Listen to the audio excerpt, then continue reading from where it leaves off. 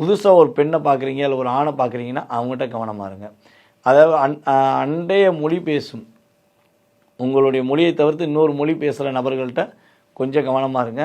So அவங்களால லாபம் கிடைக்கும், ஆனால் இருந்தாலும் அந்த லாபத்தில் ஏதாவது ஒரு உள்நோக்கம் இருக்காங்கிறத கொஞ்சம் கவனிச்சுக்கோங்க.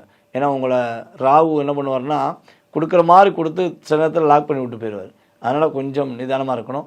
கேது பகவான் ராசிக்குள்ளே அமர்ந்திருக்கார், அது ஒரு விஷயம். ஸோ அப்போ கேது ராசிக்குள்ளே அமர்ந்தாலும் என்ன விஷயம்னா விநாயகர் வழிபாடை ரெகுலர் பண்ணும்.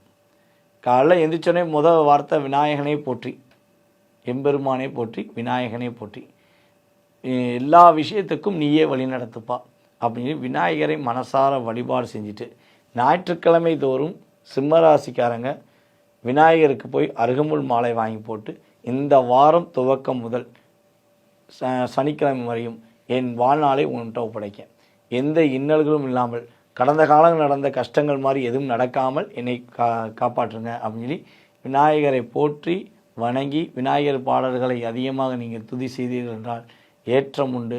கற்பக விநாயகர் உங்களுடைய கவலைகளை உறுதியாக நீக்கி கஷ்டங்களை நீக்கி உங்களுக்கு இன்பங்களை தருவார்.